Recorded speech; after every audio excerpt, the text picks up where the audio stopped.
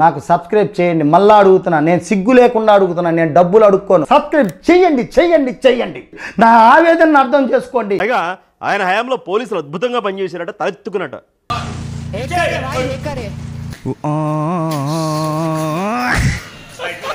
ఆశ్చర్యం కలిగించే విషయం అనుకున్నాను.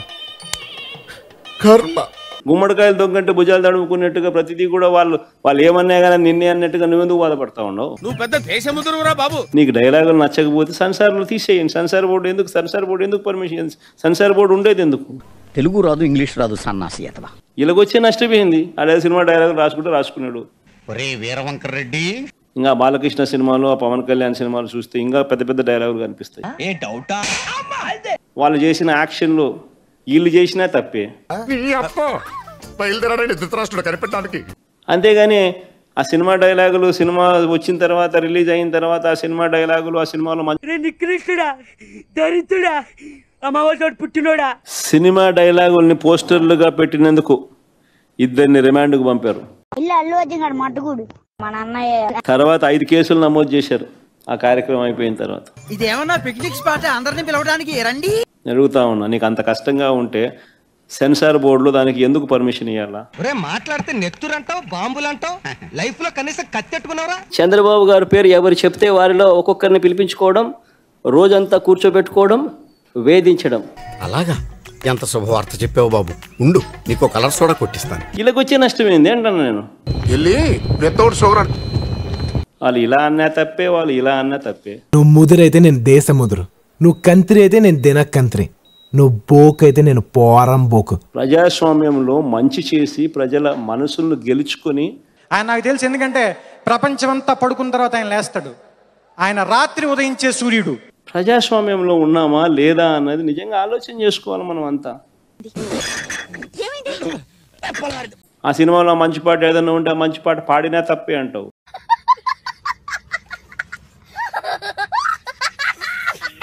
పోస్టర్లుగా పెట్టినా తప్పే, వీళ్ళు మాట్లాడినా తప్పే.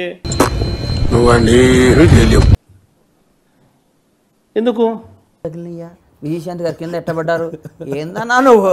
మరి సినిమాలు ఎందుకు తీస్తున్నారు స్వామి? మీరు ఆపేసేయండి. 131 మందికి నోటీసులు ఇచ్చినారు. ఎందుకు ఇంత కుట్రలు చేస్తా ఉండరు? ఆడిట్టన్నాడు, వీళ్ళిట్టన్నారు, వాళ్ళు అట్ట మాట్లాడారు, ఇట్ట మాట్లాడారు అని చెప్పి తోసేయడం, స్టేషన్లో పెట్టడం. చెత్త మనుషులు, చెత్త బతుకులు. అది సత్తా.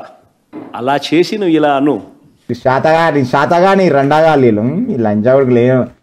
అలా చేసి నువ్వు ఇలా అను, అది సత్తా. తెలపిస్తుంది. నువ్వు అన్యాయమైన పాలన చేస్తూ ఇటీవల కాలంలో ఏ రాజకీయ పార్టీ నాయకుడి నోట విన్నా కూడా రప్పా రప్ప అనే డైలాగ్ బాగా పాపులర్ అయింది. నీ మొహం చూస్తుంటే ఎందుకు కోపం రావట్లేదు తమ్ముడు. వచ్చిన పీకేది ఏం లేదు కదా. మేము రేపు అధికారంలోకి వస్తే గంగమ్మ జాతరలో అడ్డంగా నరికినట్టు తలకాయలు నరికేస్తామని చెప్పేసి పోస్టర్లు ప్రదర్శించారు. నాలో ఉన్న రౌడీ నిద్ర లేకపోద్దురా ప్లీజ్. చిన్నపిల్లలరా మీరు. మేము అధికారంలోకి వస్తే ఏమైనా చేస్తాం, నేను కూడా కంట్రోల్ చేయలేని పరిస్థితిలో ఉంటాను అని కూడా ఒక డైలాగ్ వేశారు. కాబట్టి నేను చేస్తా, కాబట్టి నేను హత్య చేస్తా, నేను రేప్ చేస్తా అంటే కుదురుతుందా? మనకి ఈ రోజు నాకు అర్థమైంది.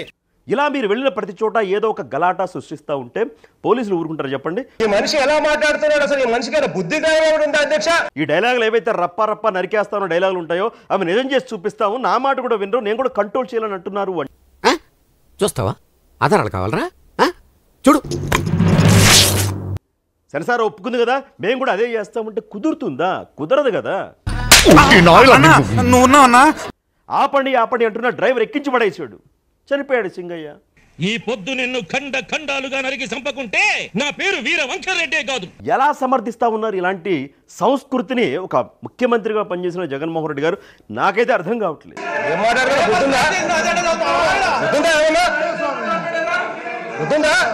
అంటే ఆయనే చెప్పేస్తా ఉన్నారు, మేము అధికారంలోకి వస్తే రేపు, నేను ఒకవేళ ముఖ్యమంత్రి అయితే రేపు, అది రేపో మాపో ఎప్పుడో. అసలు సింహాలు గడ్డాలు గీసుకుంటాయా? నిజంగా గీసుకో. దీనిపైన మొన్న మధ్యనే పవన్ కళ్యాణ్ గారు ఆయనే సటైర్ వేసుకున్నాడు. అసలు ఎవడ్రా నువ్వు? అమెరికా ఏజెంట్వా? నిజ జీవితంలో ఆయన వచ్చేసి ఎవరైనా సౌండ్ చేశారంటే మీ కంట నేను కోసేస్తా అంటారా? అడవిలో ఉన్న బోన్లో ఉన్న పులిపులేరా డొంగ్రే. ఆపలేను అంటే ఏంటి? మా వాళ్ళు ఏమైనా చేస్తారు రేపు అధికారంలోకి వస్తే అంటే ఇదెందుకు జగన్మోహన్ రెడ్డి గారికి అర్థం కావట్లేదు, నాకు తెలియట్లే. జనజీవన స్రవంతిలో కలిసిపోయిన నన్ను రెచ్చగొడుతున్నావు. నిజ జీవితంలోకి వచ్చేసి 100 మంది నిజంగా నరికేస్తాడా? బతికిపోయారు, పారిపోండి. నిజంగా సెన్సార్ సినిమాలు చూసుకుంటే సెన్సార్ బోర్డు ఉంటుంది, రాజకీయాల్లో ఉండాలి సెన్సార్ బోర్డు. ఎవడొస్తాడో రండి, ఎవడొచ్చి రాపండ్రా,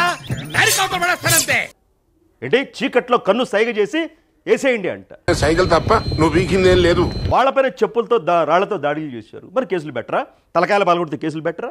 నీ కుళ్ళు తెలియదు అట్లా నా దగ్గర ప్రదర్శించుకో. మేము అధికారంలోకి వస్తే రేపు నేను ఎవరిని ఆపలేను, మా వాళ్ళని నేను ఆపలేను అంటున్నారు. అంటే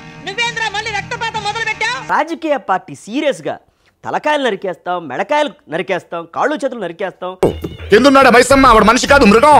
సెన్సార్ బోర్డు రేపులు చేయడానికి అభ్యంతరం చెప్పలేదు కదా, ఆ సీలు ఉన్నాయి కదా. ఎవరితో మాట్లాడుతున్నావో తెలుసుకొని మాట్లాడడం నేర్చుకో మూర్తి. నిజ జీవితంలో ఆయన వచ్చేసి ఎవరైనా మొక్క మీరు పీకేశారంటే మీ పీకలు కోసేస్తా అంటారా? చేస్తారా? అవి కత్తిపోట్లు కాదు, కుక్కగాట్లు.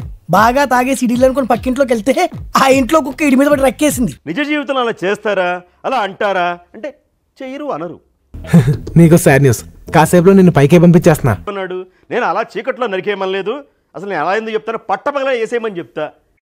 మీ దుంపలు మీరు ఎక్కడ తయారయ్యారా బాబు? వేసేస్తావు నరికేస్తావు అంటే చూస్తూ కూర్చోవాలి, చేతులు అప్పగించి. ఓ పని చేయి అయితే, నువ్వు దెంగి చేసేయండి సార్, సెన్సార్ చేసేసేయండి. చంపేస్తాను రోయ్.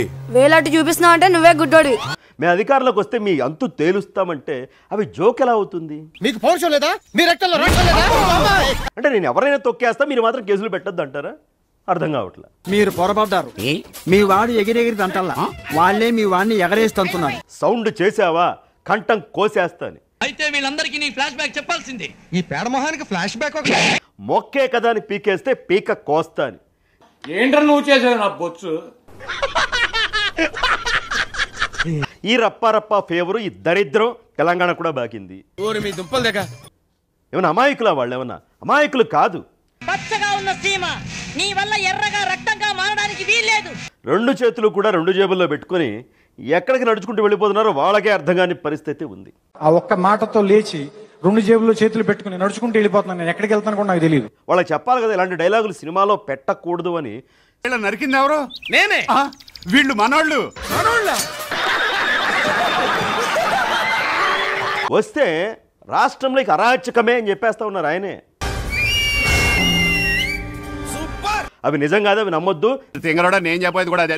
మరి ఇలాంటి ఇంట్రెస్టింగ్ అప్డేట్స్ కోసం షేర్ చేయండి, లైక్ చేయండి, సబ్స్క్రైబ్ చేసుకోండి. ఫైనల్ గా గంట కొట్టడం మాత్రం మర్చిపోగా.